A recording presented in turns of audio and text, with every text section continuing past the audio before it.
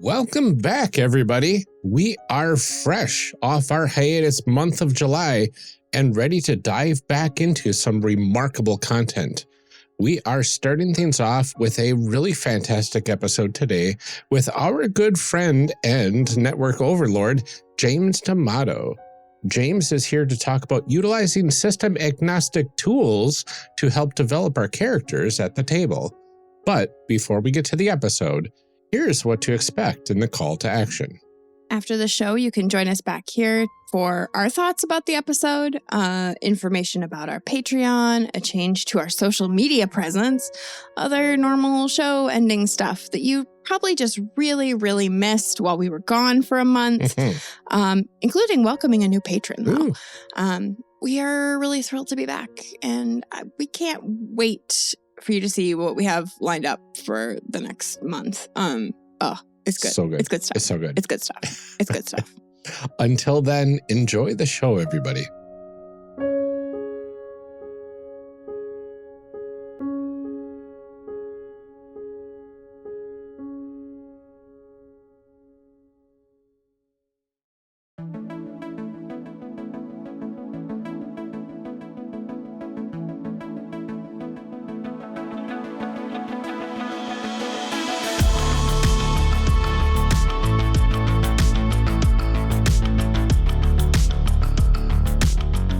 Welcome to Character Evolution Cast, a show where we discuss what to do with all those characters we just made. I'm one of your hosts, Amelia, and today my co-host Ryan and I are welcoming back James D'Amato to discuss how we can use system-agnostic tools to help develop our characters.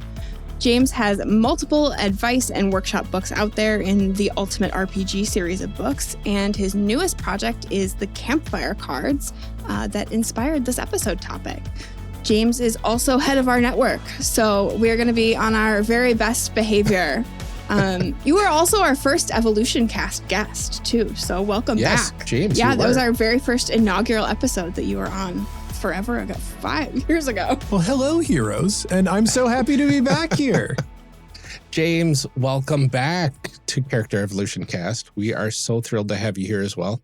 Yeah, I'm ready to mess it up. Let's evolve some characters. Let's do what nature is afraid to do, and what science knows we must. There will be things that will have to be on the cutting room floor of this episode. Mm-hmm. Could you start off with telling those in the audience who aren't familiar with your work somehow about yourself and what sorts of projects you have going on right now? Of course, I am James D'Amato. I am the president and co-founder of the One Shot Podcast Network. You might recognize me from my shows, One Shot, a show where we play one-shots in every different RPG system we can find. We've been going for 500 episodes, 10 years. It's been around a long time. There's a lot to listen to there. You can also listen to Campaign Skyjacks, which is an ongoing podcast with a consistent cast where we play through a folktale punk story about sky pirates inspired by the music of the Decemberists.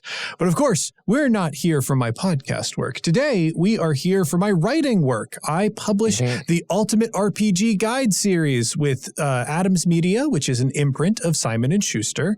I publish books that are both instructional and more workbook format. And very recently, we started putting out card-based products. And my most recent one is the Ultimate RPG Campfire Cards, which is a gaming accessory, like a tool that makes developing relationships between characters easy and fun. I'm really excited about these because I know that this is something that I think a lot of people use kind of informally in their games, but it's nice to have like a real tool that somebody sat and wrote down and made all of the cards for me so I don't have to write my own index cards. So thank you for doing that for me. Of course. And, for me personally. Based on our discussion topic today, I feel like I've got a lot to say about how system agnostic tools can be integrated and sort of what it represents when I take questions like this and put them on cards like that. So very excited. Absolutely. I know I heard a bit about this, a little preview, a little tidbit on the Starwall podcast. And oh goodness, it got some good stuff out of it. So I'm really excited to see what we can come up with here. Yeah, absolutely. But before we get to all of that fun stuff, all the meat of the episode, we always start Character Evolution Cast by introducing you to our audience. James, every episode, James, we talk about you. We do. We introduce James to our audience every week. It needs to be done like a drip feed. People need to get to know me a little bit at a time. So I'm glad you spread it out across your entire back catalog. Yeah. For today's episode, James, what inspired you to work on this series of books and activities? This question probably has a less interesting answer than some others. What inspired me is my editor at Adams Media, Rebecca, reached out to me because they wanted to publish a book that was 100 different exercises that people could use to develop their characters' backstories. And originally, I thought what Rebecca was reaching out for was to have me contribute to an anthology. Basically, we'll do 100 exercises. We'll get a bunch of different people to submit them. So like during the pre-planning stage, I was like, okay, this sounds like a reasonable thing. I could do 3 or 4. That should be fine. Yeah. She had me produce a writing sample, basically 3 or 4 exercises that would go in a book like this. And I thought the thing was like, yeah, we're going to use, your name and reputation, like with the podcast, to get this past my editors. And then, I'll go out and find people to fill in the anthology. I thought like, great, perfect. And I got sent the contract, and when I read it, it's like, you're responsible for writing a 50,000 word book. And I was like, oh God, that's not what I thought this was at all. I definitely freaked out about it. I have, similar to some other folks here, I've got ADHD. I also have dyslexia. It's just, it was difficult enough to keep my workflow going over at One Shot, but I was also in a position then where I had just gone full time with One Shot, and the way I was able to do that was through the Dungeon Dome, which was a Kickstarter mini series that we put together. And part of that is I needed to be able to pay myself $10,000 so that I think at the time, based on the money that I was pulling in, so that I could make $20,000 a year, which wasn't a lot of money. I think okay, maybe Mr. Moneybags, settle down. Exactly. So you network executives. I was trying to get your monocle out, Mr. DeMott.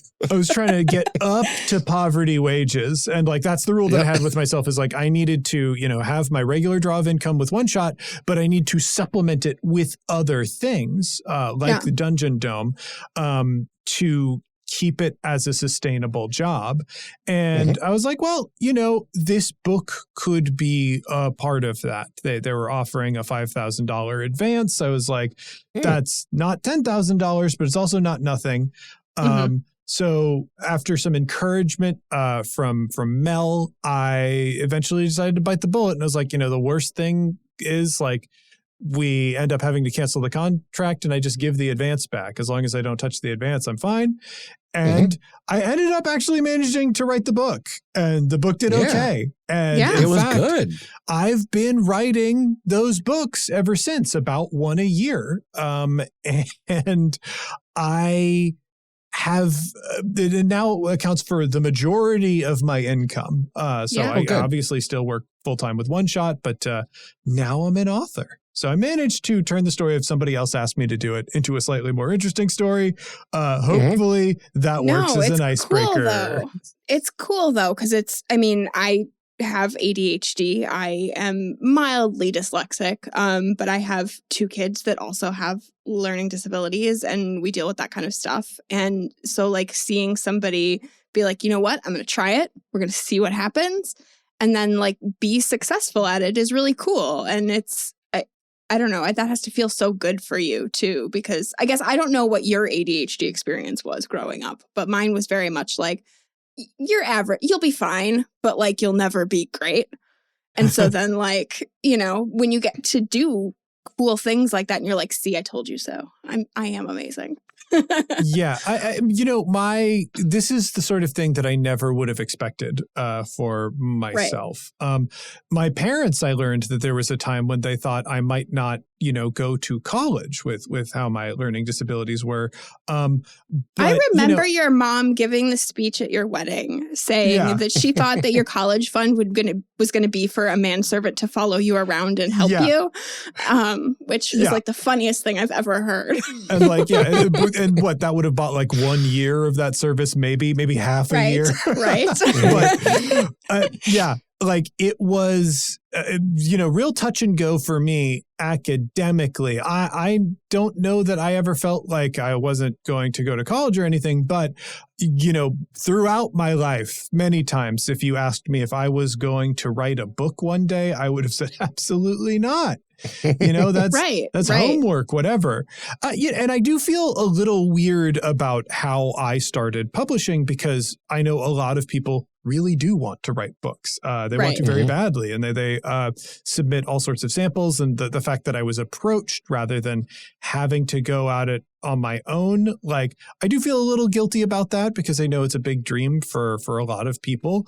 But this is something that I certainly never would have done unless it was offered to me, and specifically offered to me in a way that made me believe it was some less intimidating prospect to start with, before realizing when it was time to sign the contract that, oh no, they want you to do the book, the whole book. If they had been here's 100 exercises, please write them, you'd been like, no thanks. No, I don't have time for that. That sounds extremely hard, and like I would fail halfway through. Yeah. Right. And to be fair, it's not like they just dropped into your lap. You spent years building up the one-shot reputation and following and all that sort of stuff. And because of all that hard work beforehand, you got approached. Yes. And that is a big part of it. And it's a part of it that is, I think, harder for. I feel like if you are somebody who really wants to be an author and you're asking me the question, how did you, get How did you get it? What did you do? You're I am not the example. I can't tell you have a successful podcast for 5 years, because that's impossible. That's an insane thing. That's a whole separate, impossible dream to go through it. Yeah, I don't know. Get lucky in the game of capitalism, I guess, maybe. Yeah. But also feel bad about getting lucky, because that's how capitalism works. That's how it works. Yay! Outside of tabletop gaming, though, outside of your, years of doing podcasting and writing these books and being asked to, kind of approached for these exercises and stuff, where do you think you draw the most inspiration for characters? I it is definitely the media that I consume. I listen to a bunch of audiobooks. I love watching cartoons of all kind, both Western cartoons and anime, and of course whatever TV and movies I happen to be doing. That is where a lot of the inspiration for RPG stuff comes into play. But, weirdly, I will say the fact that I did have creative writing as part of my degree, there was a lot of literature review and character analysis in there, trying to dissect the mechanics of character, the way that they're being employed and whatnot, what different character archetypes are doing. That helps me identify what are things that people might like to define or explain about a character, and how can I create a structure that gives them the ability to do that? Game design to me is a lot of connecting, incentivizing people to do things that you want them to do and that they want to do through approachable structure. Yeah. It's one of the things that I really love about game design in general is how can I move all of these levers and knobs to get things to feel the way that I want them to feel. Yeah. And having the my movement favorite of those part levers of game. Be kind of fun. Exactly. rewarding. Exactly. Yeah. That's a thing like with doing the Ennies judging and stuff too, that I've had so much fun with, like the mechanics that people put in their games and things, and being like, I didn't even know you could do that, or that I wanted that, but you did, and now it's here and I'm happy. But yeah, I love looking at those interactions and how all of those little pieces fit together, and like how if you pull on this one thing, it does this other thing over here. And like, it's so good. It's so good. I like characters. What? And games. Did you know? Oh, is that like one of the things you love a lot about doing game design and storytelling, James? Or is there other aspects of like game design and storytelling that you find fascinating or enjoy even more than like pulling on those little levers? Oh, I mean, there are so many, like game design to me is a big soup of like, I think about the experience that I want people to have and the different ways to guide that experience. Or sometimes I'm thinking about the lever itself. Like, what does this mechanic do? How does it guide decision making? What experiences does it support and feel like it matches with? What might it clash with? Assessing all of that. And the interesting thing about doing these books, especially like the fact that they are broken down into exercises for the most part, those aren't full games, but they are informed by game mechanics. So when I am like, I have a lot of mechanical tools that I'm like, what does this activity, which I know can be fun in other contexts, what matches with this? What can I attach to this that would allow somebody to more effectively play a character or discover something new about a character that they will find useful or informative? So there's a lot of play that I get to do in just setting up each individual exercise and deciding what each exercise needs, like how I connect the goal of that exercise to someone's experience. Yeah. That makes sense. Is there anything you find particularly difficult about game design at all? Any like hurdles that you find yourself getting over more often than not? I mean, for me, the thing that I have never been talented with is mathematics. So when we get to things like probability and whatnot, that's just, I'm not great at setting up those systems. And like usually the larger a system gets, the more I struggle with it. The reason that, we've never seen or have yet to see a Skyjacks RPG or something from me is when a system gets that large, like there's some mathematical proofing that you need to do to balance the game. And that can get out of my hands pretty easily. I think there are a lot of like different mechanical things that I can do with a design that will create an enjoyable experience. But like the larger systems that are like leaning against themselves, if you're, a lot of game systems, if I think about connecting a person to an experience or to a goal, and the game is the experience they have on the way to that goal, a lot of the designs that you could look at from me are like simple, like a slab of rock bridge, or, if you from Tears of the Kingdom, when Link just, puts together a bunch of wooden planks and makes a bridge for himself. That's a lot of my designs. But once you need a suspension bridge, once you are building an object that needs to lean against itself as it sustains an experience, that gets farther away from me. That's a bigger challenge. And it's one that I'm trying not to shy away from because, I wrote like 5 books at this point. I've done things that are difficult for me. I would like to do that. And, I can call on assistance and whatnot. It is just a bigger thing that like galls me and challenges me. And, I don't want to put out a game that is bad or a game that, can't get at the experience that it wants people to have. So, yeah. But it's a lot to like like even sit down and look at some of those games and things and think like, I don't even know where to start. Like what? There's dice. That's good. Those have numbers. That's great. Yep. That's like the amount of mathing that I'm like interested in doing. And there are so many games that do really cool things with like stacking bonuses and the way things play off of each other. And my brain doesn't do that. Yeah. That's why I have dice friends. I've got friends that just are like huge nerds in the like dice probability section that I can just be like, hey, does this make sense?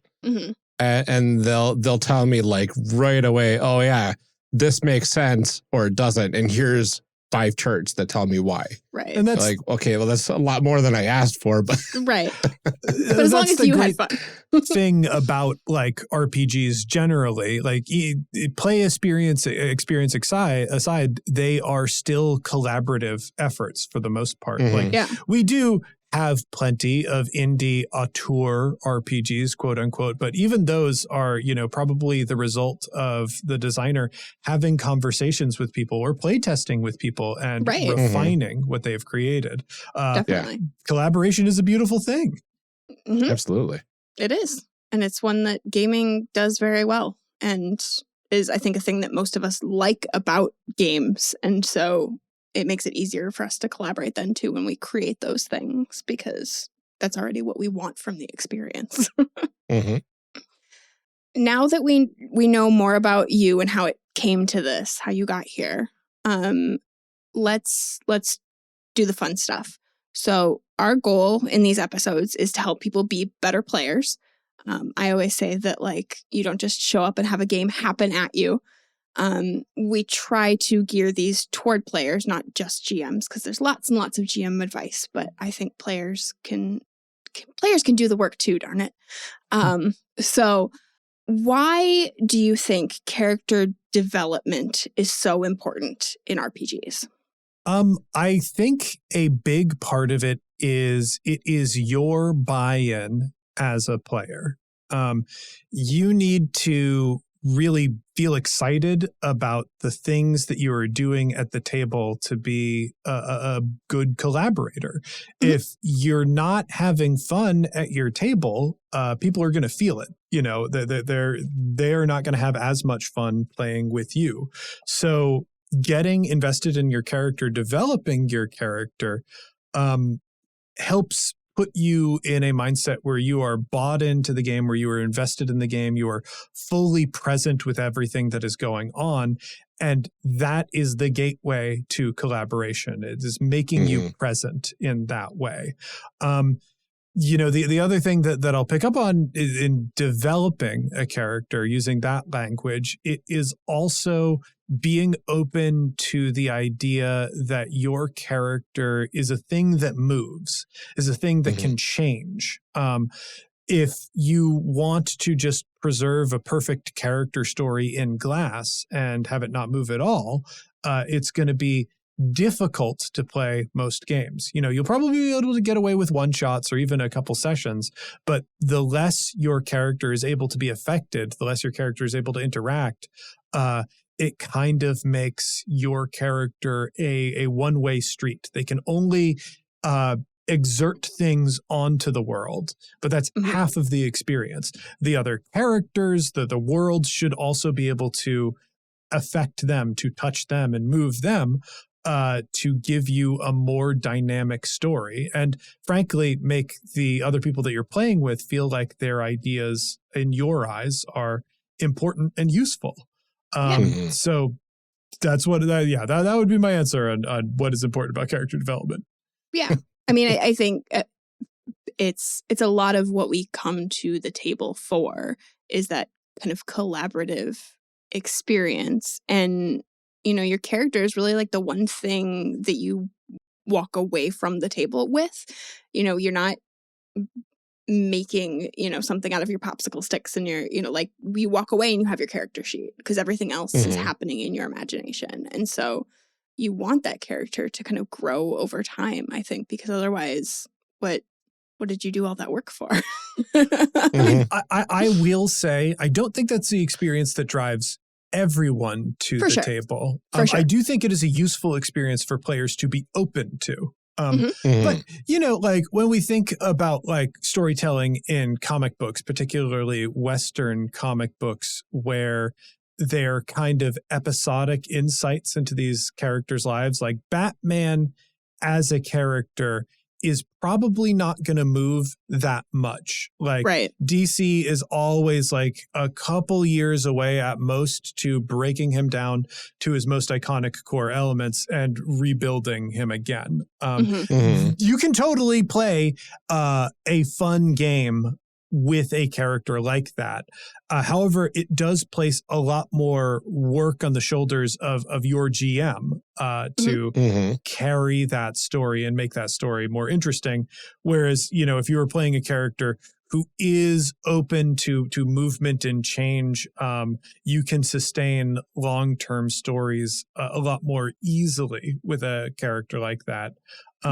Even if that does mean, yes, you will have to change something about your character. Yes, Yeah. your Yes. character will have to be affected by the events of the game. Right. I mean, even most games that have character advancement, level advancement and stuff like that, that is a mechanical way that your character changes. If the game's designed to a point where it's not just this number goes up a little bit every level. Yeah. If you get additional abilities, additional skills, additional stuff, that's more that your character will have access to, and they are technically growing whether you're pushing the story in that direction or not. Right. Yeah, absolutely. Like, and that is one like lever of change, one pathway of change characters have. And it's one that like, I think more traditional players, trad game players like are comfortable and familiar with. Like, yeah, as you play, your character is going to become more competent, more powerful, be able to do more things. This is a perfectly wonderful avenue for change, but I do think it is different than what I would call character development. Right. Yeah. I think what we're talking about here is definitely much more narratively focused than, you know, mechanically focused. And while like, you know, you do develop new skills and things like that, I think, you know, which again is perfectly valid. And for a lot of people, that's what they want. They want, you know, like I want to watch my percentage go up and, you know, my rolls get better and things like that. And that's awesome if that's what you want in a game. Character development, I think, to me skews more narrative when I think about it. Yeah. But I mean, you add that competence, and now a level 1 character now going into level 10 or so, for instance, will have more confidence tackling things and narratively like be like, oh, I've seen this stuff before. I know what to do, instead of like being in you know, too deep of water or something. Yeah, if you choose to layer those narrative things on top of that mechanical benefit, which as you know is a thing that I'm very insistent upon. My continued example is always, why do I have +1 sailing when we just went through a cave? Like why is that the skill that I got? I like when leveling up matches what happened in the game and where my character's actually going. Absolutely. So outside of the games themselves, what are the benefits of utilizing like third-party tool sets such as books, websites, deck of cards, for instance, pulling that one off the top of my head. What a weird example. Character I know, right? For character development. So, the way I think of specifically the products that I have put out is they are, I have all this experience with many different kinds of game mechanics. Like coming from One Shot, I have played so many different role-playing games. And they all have different strengths. I'm one of those people who insist that you as a player or as a GM, what have you, will benefit if you play a wide selection of RPGs, because the mechanics of those games inform how you think about, play, and approach different situations in games. And it is difficult, I will admit here, it is difficult to ask someone to go out and read, a rule book that is 10 to 300 pages and then set up a session, which could be impossible in its own right, Right. of a game to benefit from experiencing that game and letting it have an effect on their characters. But yeah, there's definitely a burden, like a mental and, like there's a financial burden of like buying the books. There's the mental burden of having to learn another set of rules and convince people to play it. And it's certainly like a privilege to be able to do some of that sometimes. Yeah. And sometimes you just want like the game that you have. Yeah. Yeah. There's enough standing in your way to do something like that it is reasonable to go, well, that's hard. Right. I understand that. This is my fun time. But like the mechanics that are in those games are useful, like even in an isolated incident. And so what a lot of my books do or are attempting to do are taking some of the mechanics that I have learned over my years playing all these different games and put them in a context where it is easier to interact with them and easy to gain certain benefits of them as a player. So, for example, in the Ultimate RPG Campfire Card deck, there are lots of games, particularly powered by the Apocalypse games, that have these pre-established bonds for your characters. These like little relationship primers that you get to decide as part of character creation, so that by the time you're actually rolling dice at that table, your characters already kind of know each other, or you have a sense of what their dynamic is. Because I think it is more fun to play in groups where you do have a sense of that dynamic. You know more of what the game is and what it feels like and what moves you could make that could be interesting. That is a mechanical setup that is not in every game.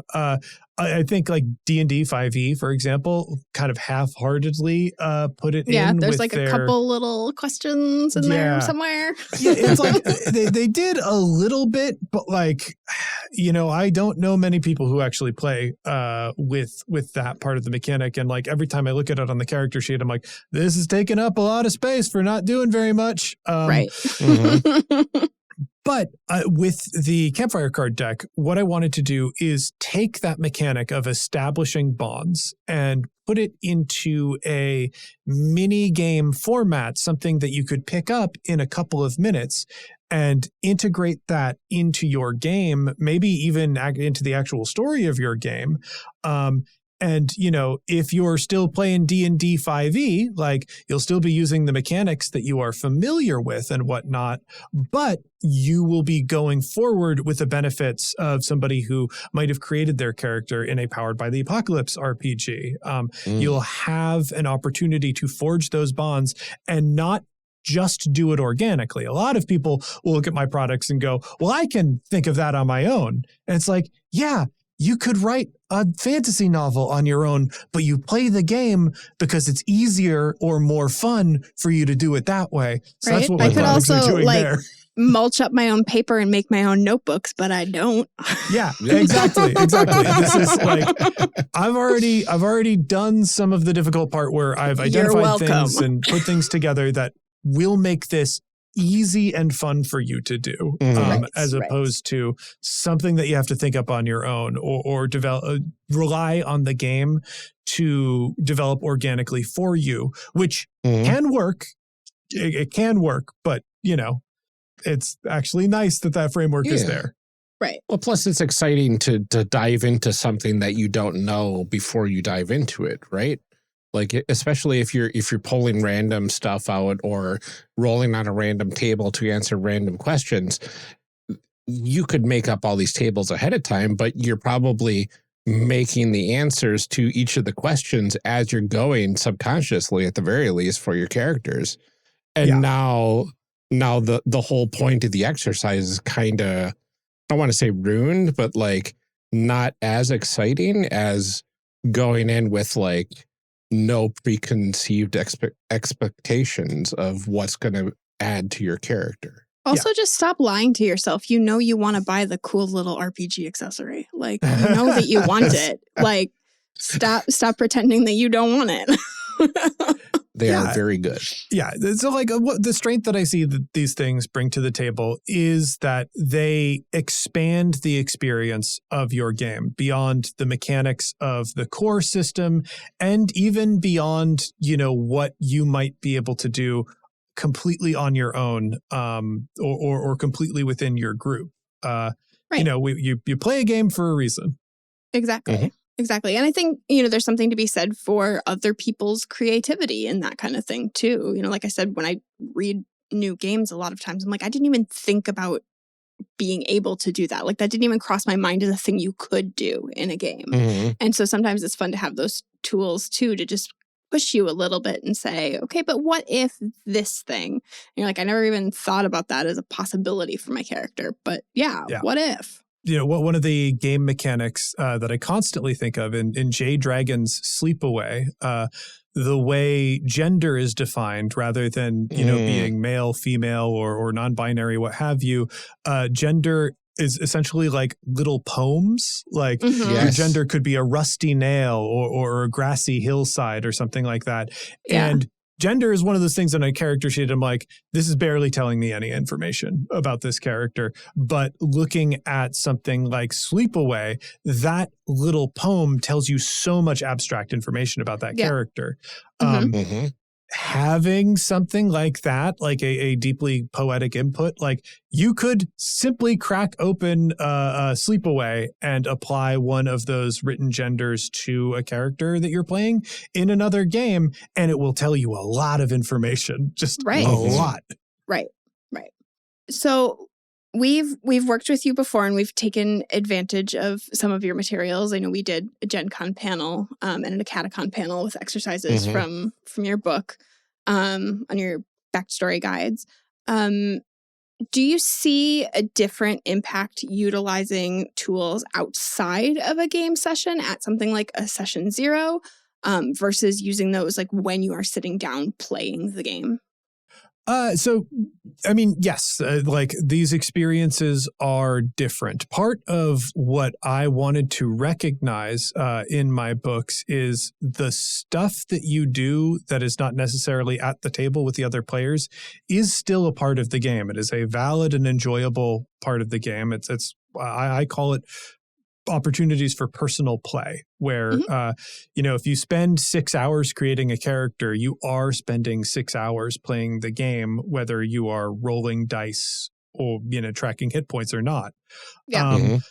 I think all of these are designed, like some of these are designed to exclusively be part of that personal play experience, something that you would do alone, but a lot of them can be brought to the table too. It's where you want to identify collaboration and what you want to learn about a character or muse on about a character. I think those experiences are different and distinct. It's hard to compare them to each other. They're all part of the game. Yeah, they have very different goals, I think, depending on whether you're doing it kind of pre-game or if you're sitting down like in the middle of a session and you stop to like answer some of those questions or something like that. I feel like you're looking for different things out of those experiences. And a lot of things that I have designed are designed to be mini games that you bring to the table and just incorporate as part of your, regular experience playing the game. And a lot of them, actually not a lot of them, some of them, Campfire Cards in particular, is designed to maybe, if you would like, be a diegetic item within the game's universe. Say that one of your characters has brought this item in game to get to know the party better.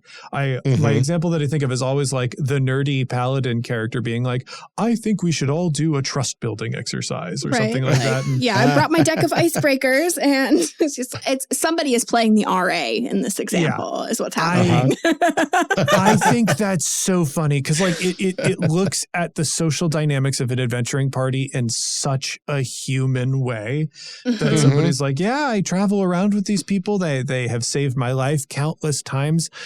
I want to get to know them better, but I also want a tool to help me do that. Like, even just the choice to do that is delightful to me and informative. And it adds such an interesting nuance to the world as well. if adventuring is big in that world, and now there's an actual industry around get to know your adventuring party. Oh my gosh, there's seminars that you can go on adventuring group retreats for the weekend. So you can do your zip lining and get to know each other better.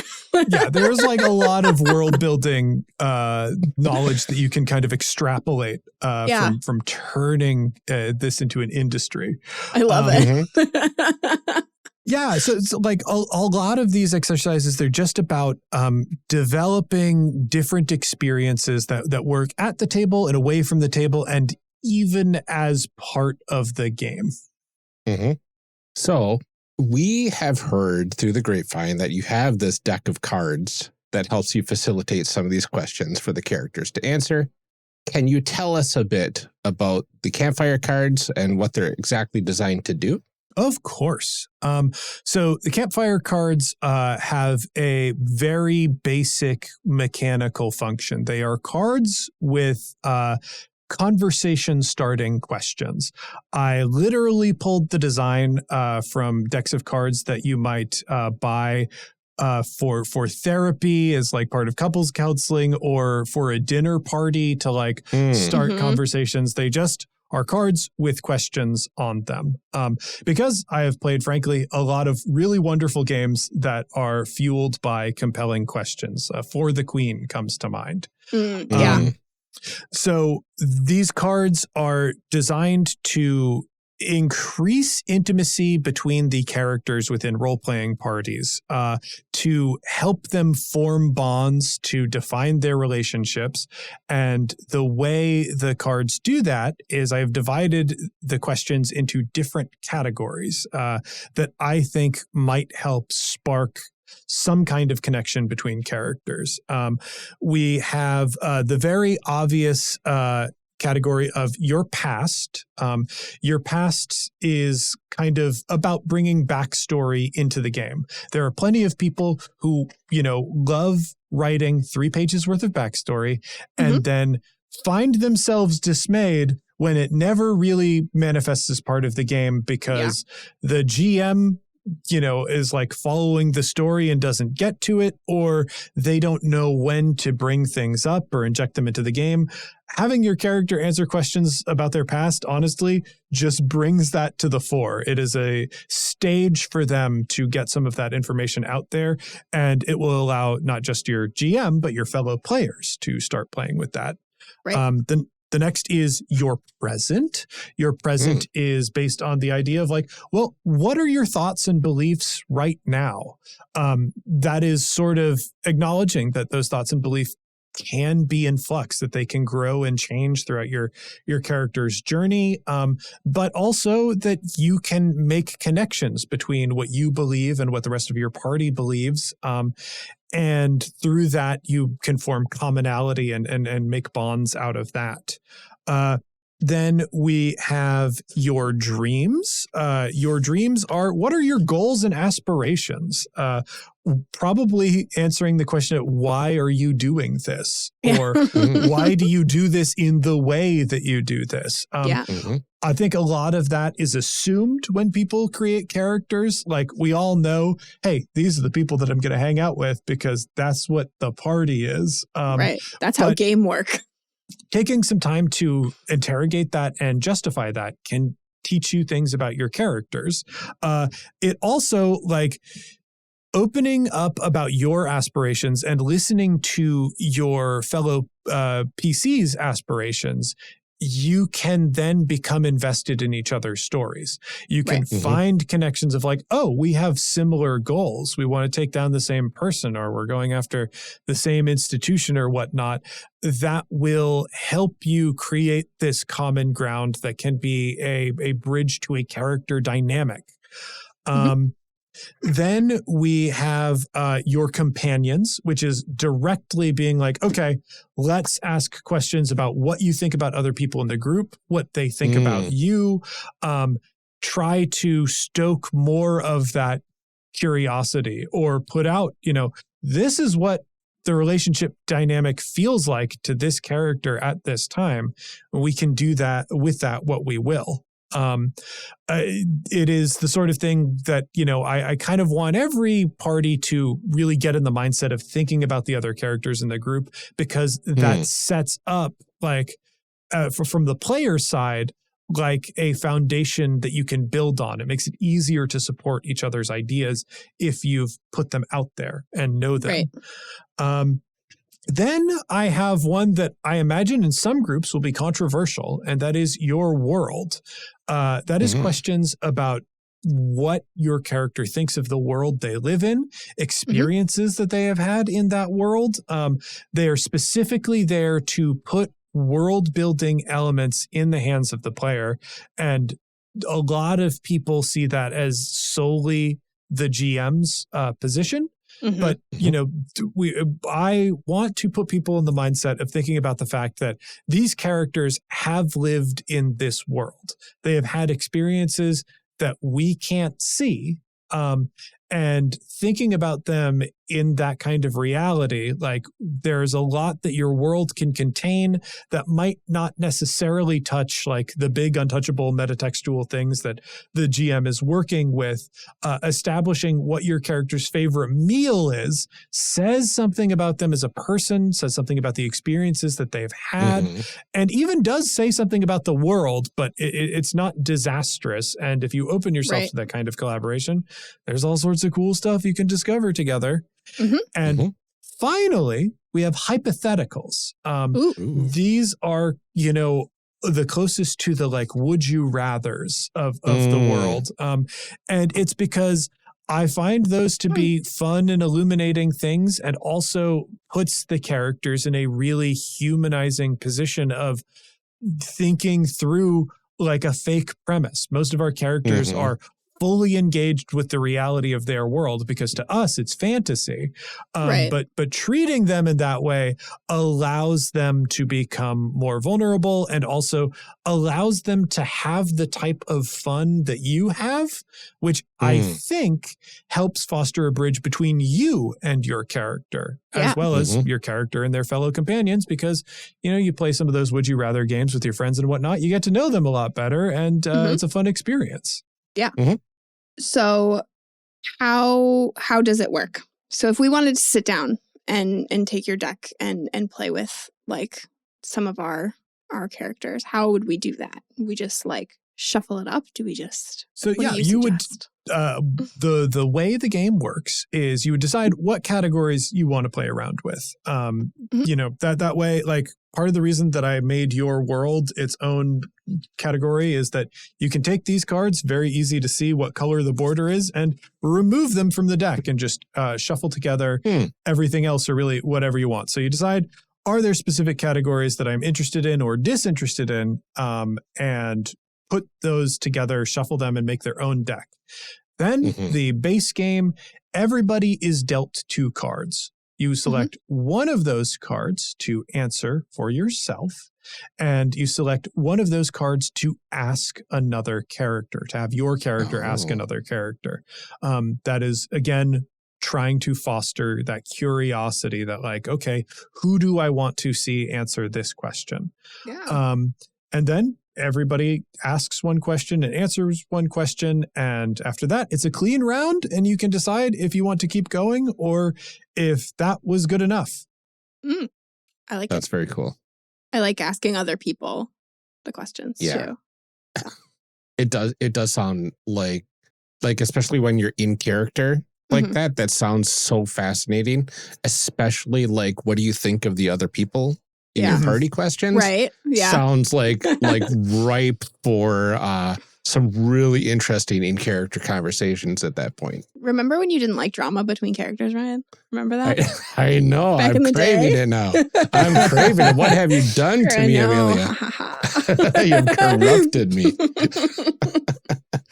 Could we go over some examples of some of these cards? I'd really love if we could answer some of them with some characters that we had created on the podcast previously.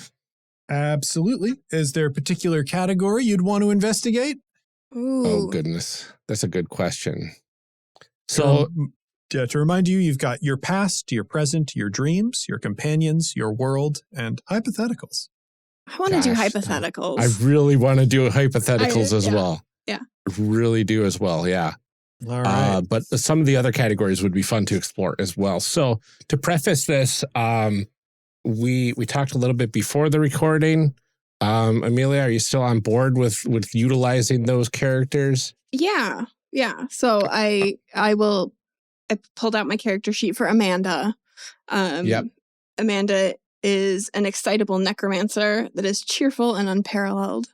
It's my description. Yep. And I've got Ava Thorne, my shy magical girl that's in over her head and outwardly confident. Oh, yeah.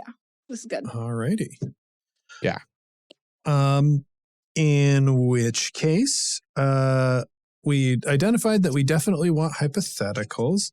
I am gonna grab your companions as well, and let's look at your dreams, I think. Ooh. All right. That's exciting. So I am going to shuffle these up. Who wants to go first? And obviously, I don't think we're going to be playing the traditional style, as right now we just have a physical deck of cards that is in my possession. It's in a different state. Yeah. Yeah, I'll go first. Why not? Yeah, that's fine. Okay.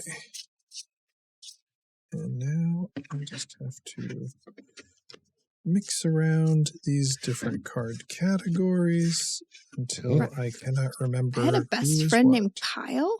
You did have a best friend named Kyle, who was the brooding, your brooding best friend. He did plant magic. It did plant magic, yes. I don't remember any of this. Yes. He was a fantastic counter to your very peppy necromancer. Yeah. All right. The first question comes towards your companions, and I'm actually going to select a different one because this is a smaller group. Okay. Which companion have you been angriest at, and why? Oh.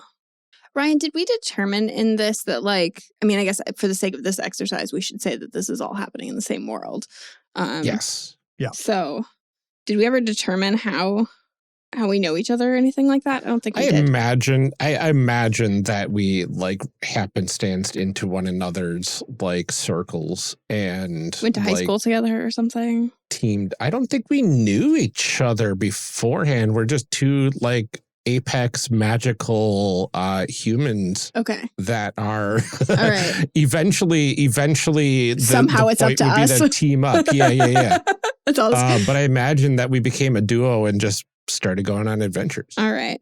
Sorry, what was the question again, James? The question is, which of your companions have you been angriest at and why? And this might be because this is a one-on-one situation. When have you been angriest at Ryan's character and why? Yep. Ooh. Well, so Ryan's character, what is her name again? I'm sorry. Ava Thorne. Ava Thorne. Yes. She is not confident at all. Like, she does not understand like the power of the things that she can do. Whereas I know that my power is unparalleled. I know that I'm not very good at controlling it, but I know that I have it.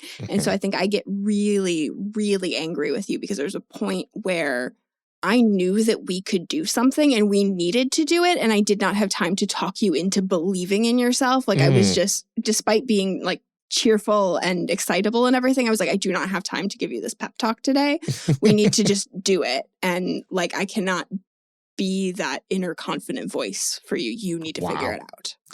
That says so much about our dynamic already. Yeah. Because my character's like whole thing is that's how she feels inside, but she's very good at masking as an outwardly confident individual, right, especially as a magical girl. Right. So that means that we became very close friends, and I've been able to demask in front of you and whatnot. Right.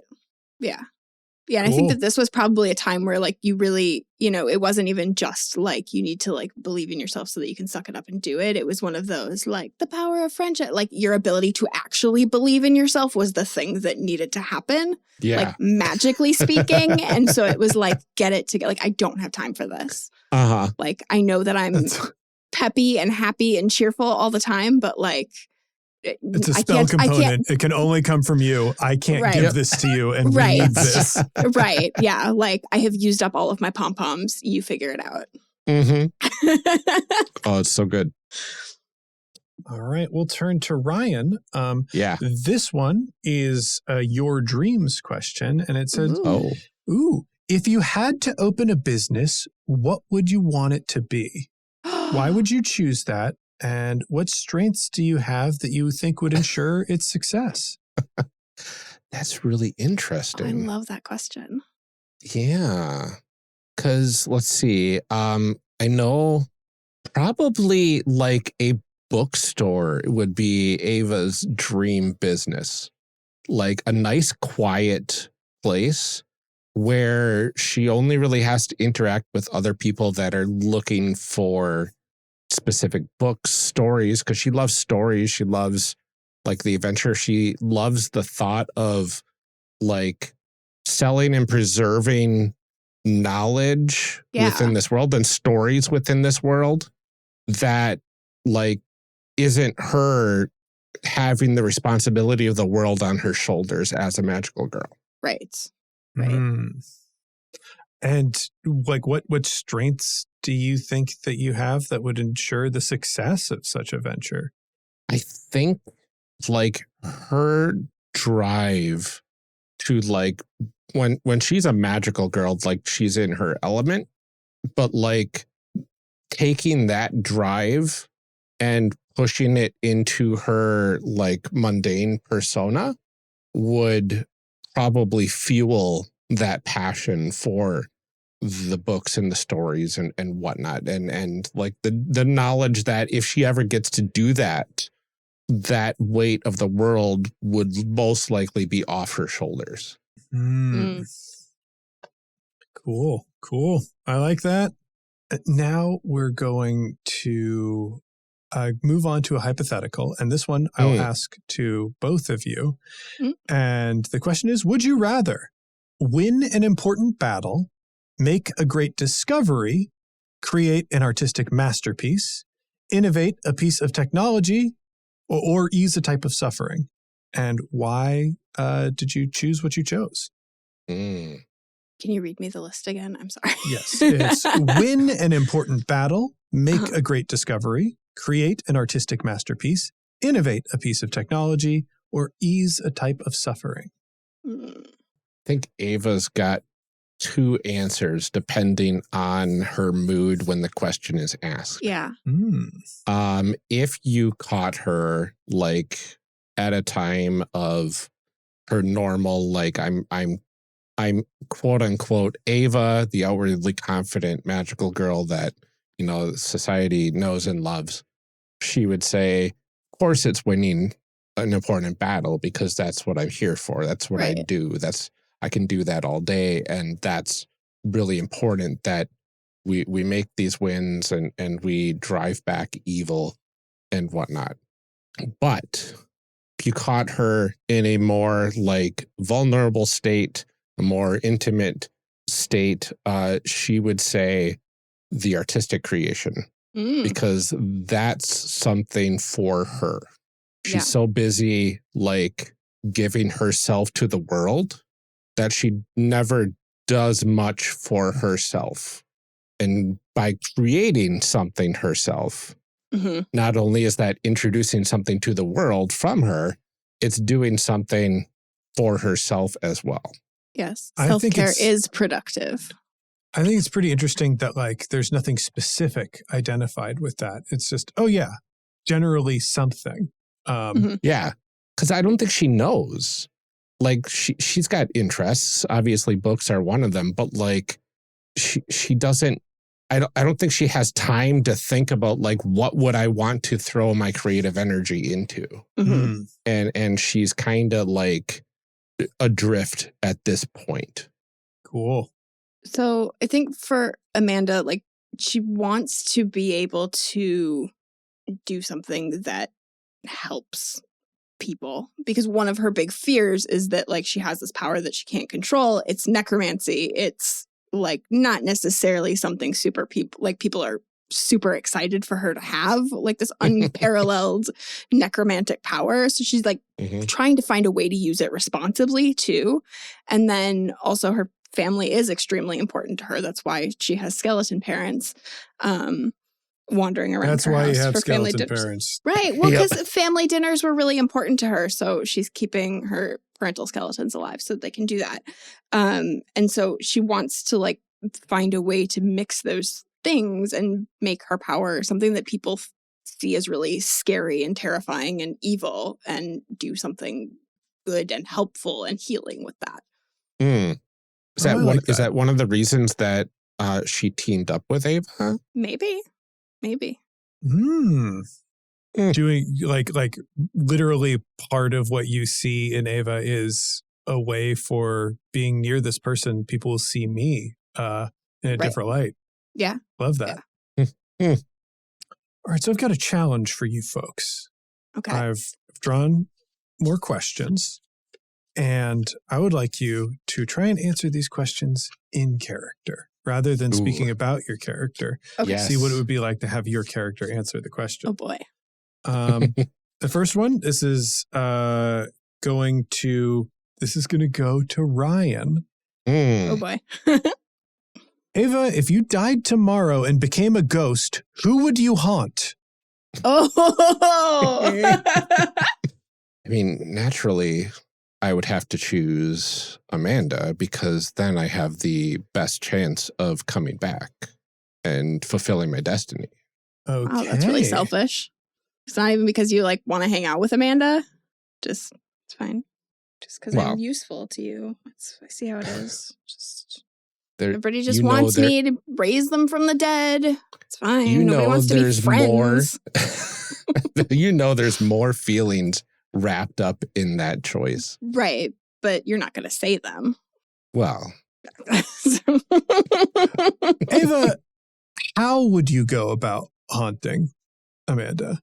I would have to test out my limits, I guess. I know very little about that side of the world. That is definitely Amanda's forte. And I haven't given it much thought of like what happens for the spirits that haunt and whatnot, that aren't malevolent, that we are fighting. And honestly, gosh, I would try to make my presence known, try to communicate, and if there is any information I can get from that side to bring over to help Amanda out, I would move the stars to just get that to her, to help her fulfill her dream at that point. So even as a ghost, you're not going to like do anything for yourself? You can finally rest. You can take that bubble bath that I have been telling you to take. Are there bubble baths in the spirit realm? Well, I don't know. I'm a necromancer. I can probably make a ghost bubble bath somehow. Right? See, that's why I have to stick next to you. It's probably fine. I'm sure we can find a way to do it. Okay. You can finally relax.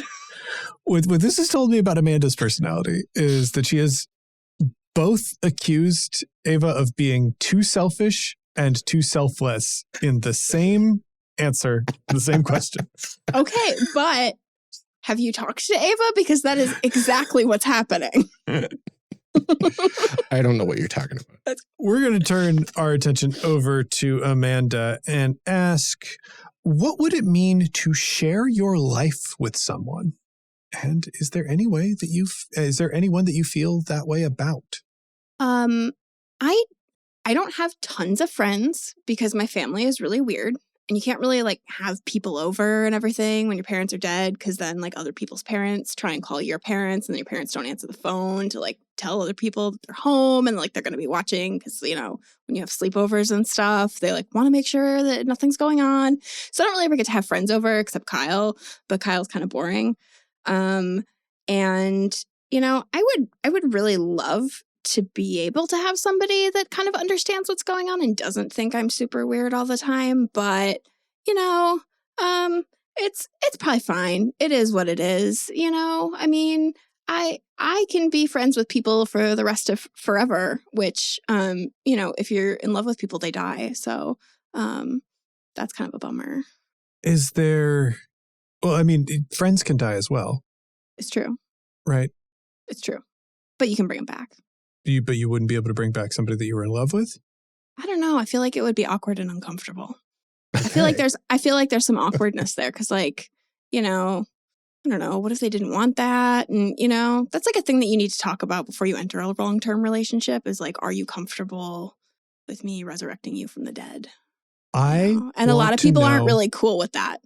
At which point in a relationship would you need to bring up that topic of discussion? Oh, I don't know. Is that like before or after you move in with each other?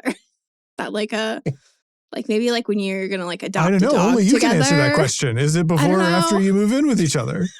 I mean, I feel like after. I feel like that's, you know, if you're talking about, you know, like when you start to talk like long-term commitments, and then it's the question of like the longest term commitment of like forever or no. And so, yeah, I think sometime around, you know, when you move in together / adopt a dog, that's like around the time when you really should have that kind of conversation with people. But a lot of people are really uncomfortable with it. They don't, you know, people don't like to talk about death. And it really makes significant others kind of uncomfortable when you're like, hey, you know, would you be cool being a skeleton? You know, I mean, to be fair, it's not a societal norm to ask that question when you're one of the only ones that have the ability to do that. Right. Yeah. And it's, you know, it's uncomfortable. It's uncomfortable to talk about death, and what happens afterwards. And if that includes you still going on our date on Friday, because you did say that you would be there. So. Ava's making notes in a journal. This next one goes to Ava. Name something you have been holding back from the group, hoping for an opportunity to tell them, and then tell us why you waited. Oh, goodness. Well, Amanda already knows one of my secrets, that, yes, I'm not the most confident of individuals. I'm trying to work on that. I know Amanda's bubbly attitude has been helping a bit with that, and not so subtle nudging during some tense moments here and there. Gosh, I guess the fact, probably the one thing that she doesn't know is that I feel most me as a magical girl. Yeah. I at my normal life feels like a black and white photo in a full color production. Mm-hmm. So like big world ending things are like, you kind of prefer them because you get to be magical. It's easier to deal with. Yeah. It's hard to live a normal life, especially now that I know what I am capable of. Mm-hmm. What do you consider valuable about a normal life? Is it just peace? I think it's peace, because here we have excitement. Here we have something that's very actionable, very clear cut on what needs to be done. A normal life would be quiet. I could go at my own pace. Mm-hmm. I could not be so tired all the time. The stakes just aren't as high. Like, it's not, yeah. Mm-hmm. Not Maybe like I could open that pressure. library someday. Yeah, it would be nice. Mm-hmm. And finally, we'll come back to Amanda. If you were suddenly transformed into a mythical being or monster, what would you want to be turned into? Oh, that is such a broad question. Like, Mhm. like we have not defined any mythical creatures of this world. Mm-hmm.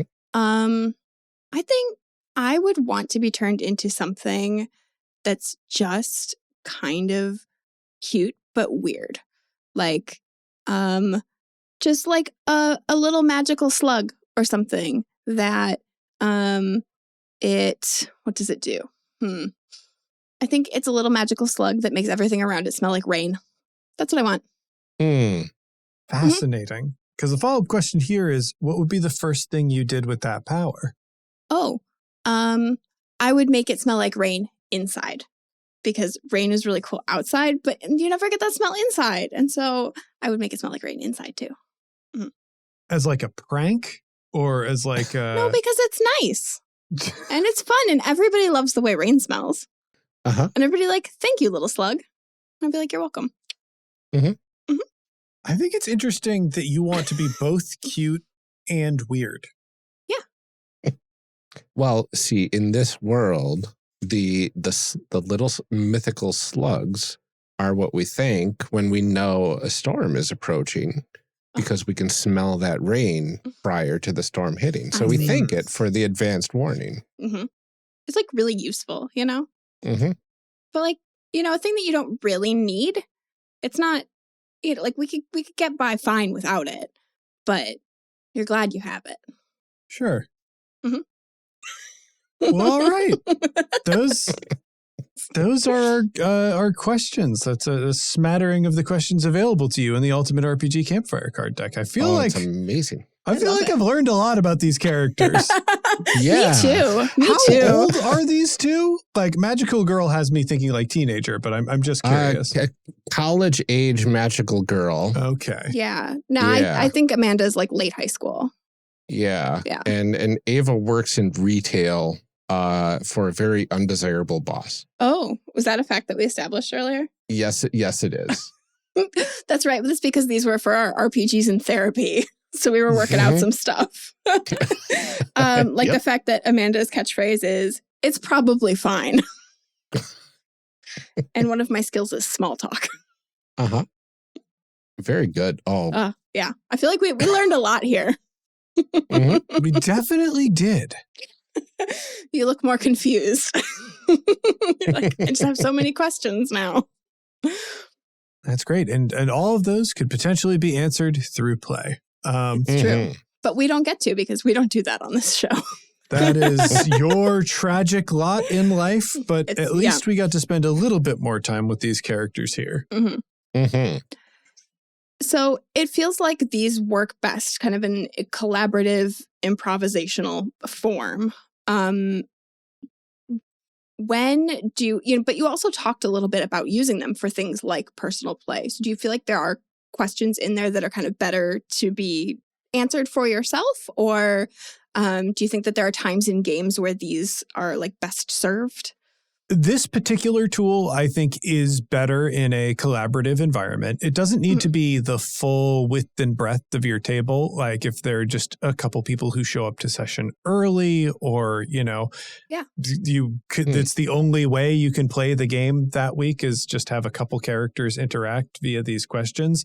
I think that is... It's ideal to be working with other people and make discoveries that way. However, you could certainly look through things like your present and your dreams and consider personally where you think your character is on those questions. But yeah, this tool, like there's plenty of stuff in the backstory guides that I think is fully personal play, structured to work that way. But these definitely are made with collaboration in mind. Yeah. I definitely had fun kind of bouncing things off of each other too. Yeah. Which part of the rules that I didn't mention is ask follow-up questions. Yes. Yeah. Because you can dig down on that for sure. Yeah, there's some of those we could have gone on for a while probably if we. Oh, absolutely. Yeah. When you were testing these cards out, James, were there any examples you'd like to share that were particularly memorable? Or did anything surprising come out of using these cards in play? I think one of the most surprising things, like one of the playtests was for Star Wall. And, you know, I had Sack diegetically bring the item, and Sack is my Kobold streamer, which originally we were going to be using Dungeons and Dragons for this, and he was a warlock, and I decided his patron was thousands of imps in a sort of Patreon situation rather than one archdevil.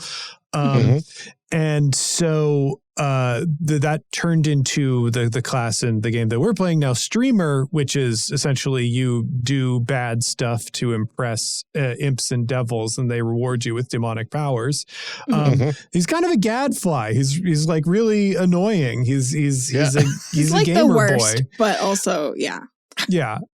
He's delightful, but definitely absolutely the worst. And so with Sack, I had set up this character who is pretty, could be very standoffish with the rest of the group, and clashed specifically with Petronilla, who is like a mercenary who's kind of like down on her luck and like used to be part of a very serious adventuring party that did cool and exciting things. And she's a bit prickly about it and everything else.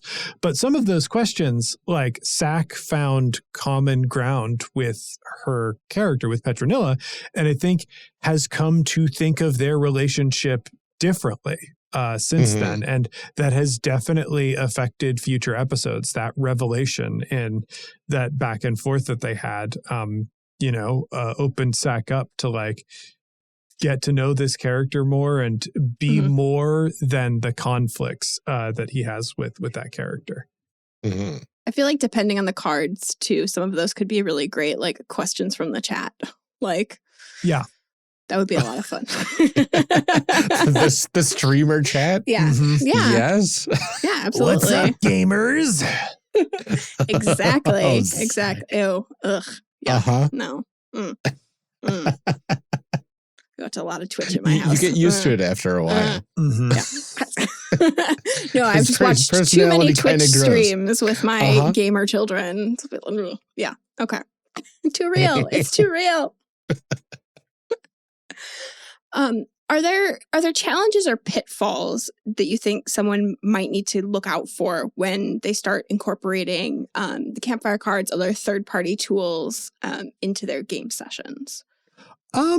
So I think the thing that I would, tell people to be mindful of, especially like when you're doing more of a personal play tool, is that it's great to develop these things, but if you want them to be a part of the game, you have to take active steps to incorporate them into your game, which should include communicating with the people in your group, specifically your GM, being like, hey, I've developed this thing for my backstory. I think it's pretty cool.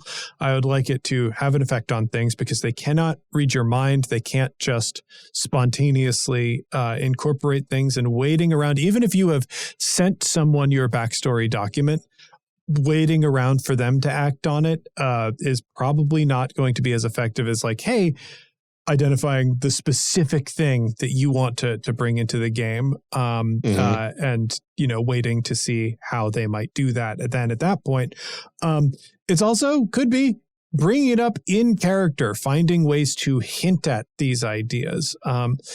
I have found in a lot of gaming situations that when other players sense a secret, it's like blood in the water to sharks. They will drive it out, especially if they know that secret out of character. The path to them discovering that secret in character will actually be quite short. Yeah, that can work to your advantage. If you want to pull something into the game, introduce it that way. So yeah, it's just that the potential pitfall is stuff that you develop does need to be acted upon to bring it into the game. Otherwise, it just lives in your head.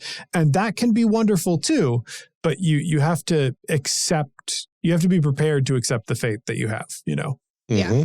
Yeah. No, I always say that like your gaming group is a relationship, and like any relationship, communication. You need to tell people the things that you want and need. Otherwise, they don't know. And I think too, probably kind of agreeing as a group too, that this is something that you want to do, or, agreeing the level to which you want these things to be incorporated in a game. Because I know there are definitely some GMs, we talked about like removing the world building questions and stuff like that, but there are definitely some GMs who come to a game, or even players too, that have like this idea of what they want things to look like too. And so making sure that that's bringing in those kinds of tools is something that everybody is okay with and comfortable with too. Well, even in our example, like we were answering at first in the third person of like, we're talking about my character. And then James, you said, well, let's challenge you. Let's get in character now. Answer these in character. And I felt like everything shift at that point. And it's such a different experience putting yourself into that mindset. And now you're not answering the question, it's your character's answering the question. And that's a really fascinating way. It feels more like serious, doesn't it? Like when I'm defining things, it's like, well, maybe if we wanted to, we could kind of just like a little bit, and then it's like when you are a character, like this is what's happening. I am going to be a slug. Like, exactly. What would I do if I died? That's it's such a wild way to experience that. But it feels like a pitfall that many groups could fall into of, stepping out of the character very easily and trying to be kind of conscientious of, do we want to do this third person? Do we want to do this first person? How in character do we want to be while we go through these questions? And I think that's definitely a comfort level thing too. We talked about that in our session 0 stuff too, about like, what is the level of immersion that people want. And I think sometimes you have groups at a table that are mixed too, that people want to play in first person and some people don't. Yeah. But yeah, I think as with anything, right? Have a conversation about it with your group before you do anything. Yeah.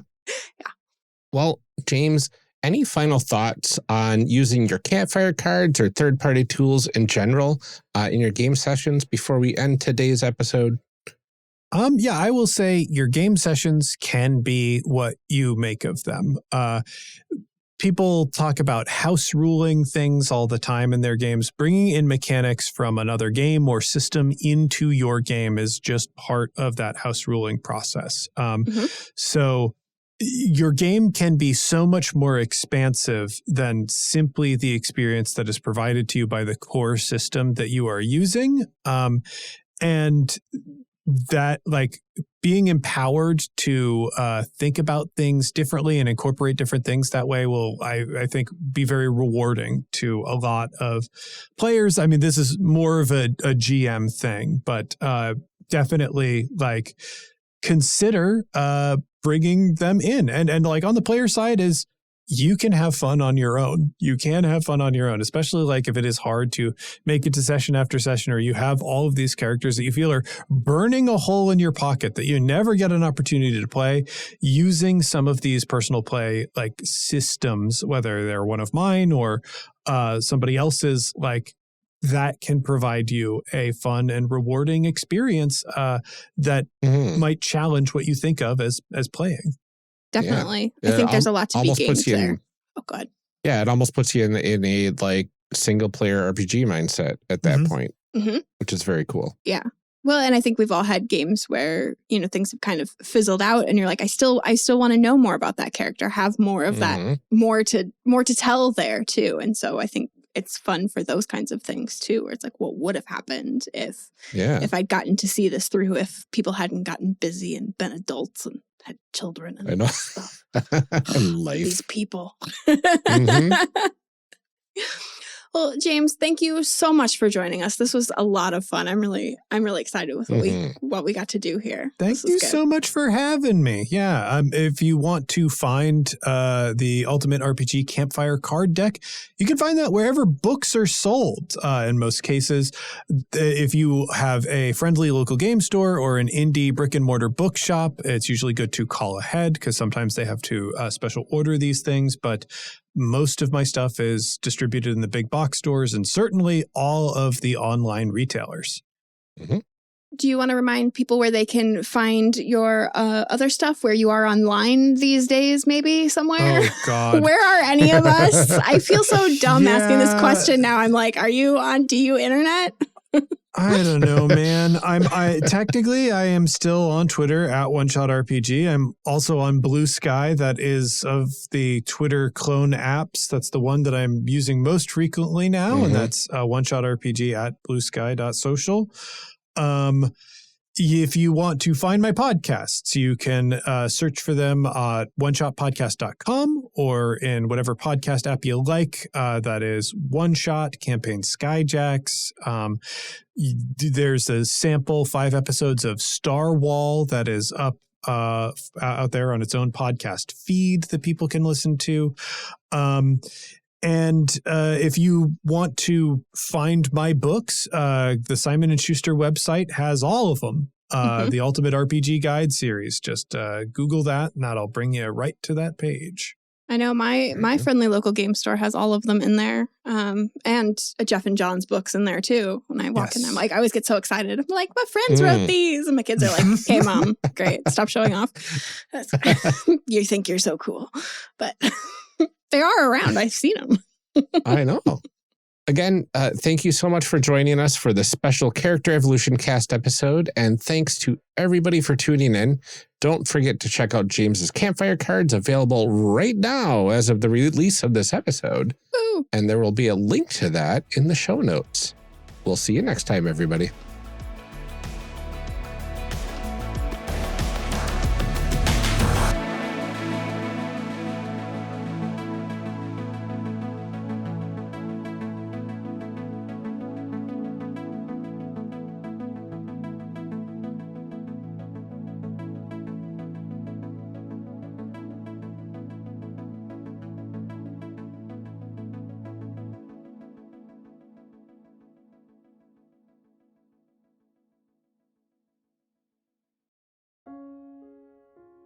Call to action.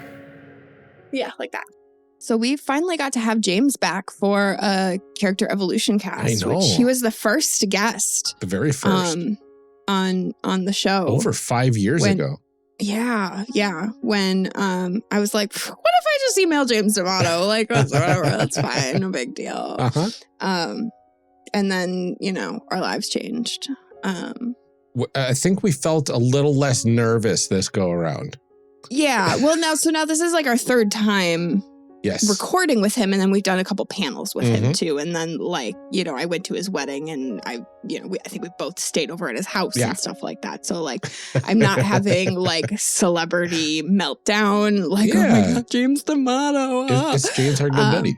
Yeah. Now it's James, our friend, who, by the way, follows you on our new social media, but does not follow me. What? So Come on, James. I know. Get on He it. follows several of my friends, but not me. I think you sneaked in a little bit past that point where he was mass following people. I know. I tagged him in a post today. I was like, now he'll see Now me. he'll have to see you. Notice me, James. No, it was good. It was good to have him on again and do another fun episode, because he's been making podcasts for a long time, and clearly with his books and everything, knows what he's doing and has played a lot of games. So, and he's just fun. He is fun. It was good to have him back on. Yeah, it was a really fun topic to have him on for. The timing worked out fine for what he has going on in his life, and goodness gracious, I was really excited to get to this one. Yeah, me too. But before we let you go for the day, let's get to our calls to action. With Twitter, along with the entire globe burning to the ground, we are kind of seeing writing on the wall / have for a while.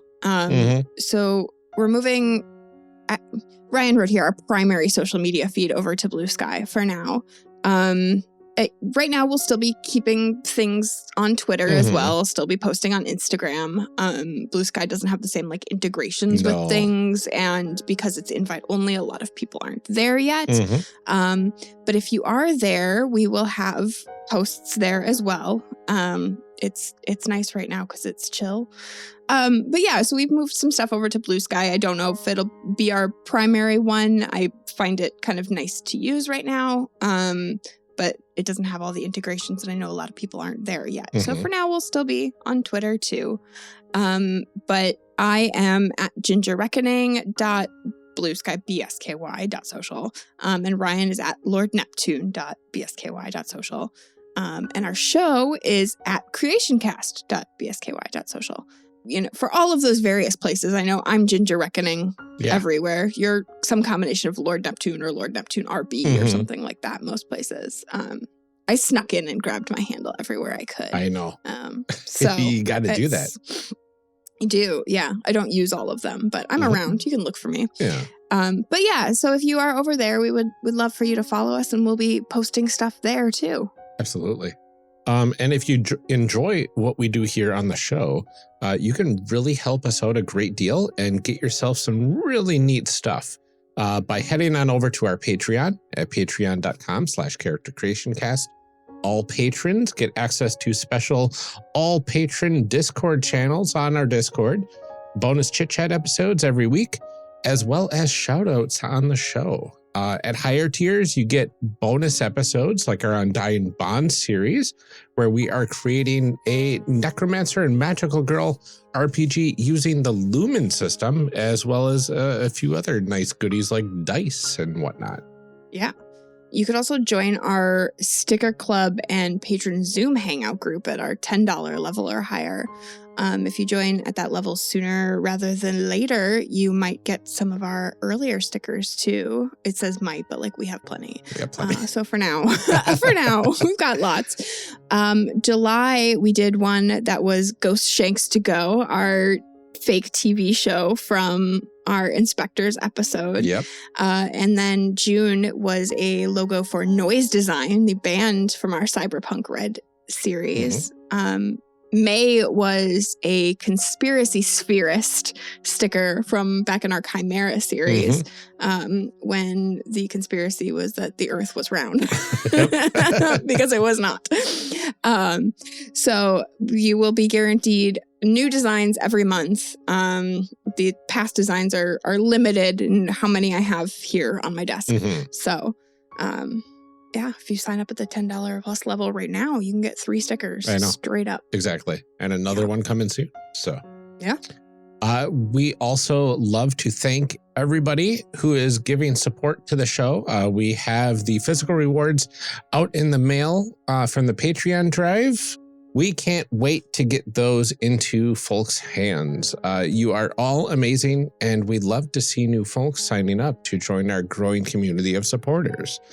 We gained 1 supporter during our hiatus last month, so we would love to thank Satwant Kangura. I believe that's how you pronounce it. Let us know, please, if we get that wrong. We are incredibly thankful for your support. Thank you so much, Satwant. If you want us to thank you personally every episode, don't forget to join our Patreon. We get to read your names during our call to action, like we're going to do right now for our recurring patrons that we thank every episode, as usual. Starting with Lieutenant and DJG, aka Tigranosaurus. Thank you both. Thanks, Eric Bonts and Daryl Holiday II. We're glad to have you here with us. Shadim Cabal and the Shyest Barbarian. Thanks. Many thanks to Benjamin Sweeney and Lorcan McInnes. Rob Fletcher and Kevin Brown, thank you for believing in us. Thank you to Tentacle Duck and Cole McCallum. John Adamus and the Apocalyptic Acapella Aardvarks. You rock. Thank you so much. Thank you, Carlos Salazar and Eric S. We couldn't do this without you. We are glad to have you here with us, Ross Kingston and Ian Potmeyer. Thank you for supporting us. Thanks to Grace Bergeron and Sorigoth. So glad to have you backing us. Liam G. and Brian Colm, thank you so much. Garden GM and Dark Mirror, thanks for your continued support. Tom and Blue Kryptonite, we are happy to have you here with us. Thank you. Danny and Nicole Trainer, thank you. And Liam Murray, thanks for believing in us. And thanks to all of our future supporters. You are helping to pay for everything we put into the show and contributing to a growing and supportive community. If you want to help out in a non-financial way, you can talk about us on social media, suggest us to those TTRPG podcast recommendation posts, or just join us on our Discord at discord.charactercreationcast.com and come chat with us and others in the community. You can also leave us a rating or review on Apple Podcasts, Podchaser, Podcast Addict, Facebook, wherever you want to leave us a review. You can even send us a little DM. It makes us happy. We don't have any reviews to read right now on today's episode. So if you leave a review right now, you will be on the top of the list. And then we can get to read your name on the episode too. Absolutely. That is all that we have for this episode. Join us on our next episode where we kick off August's extended series of Die RPG. We have Aram Vardian and Alex V from the upcoming Replay Die RPG Actual Play podcast, and you won't want to miss what we all came up with for that one. Until then, take care, everybody. Stay safe out there, drink some water, spread some joy, and keep making those amazing people. We'll see you next time.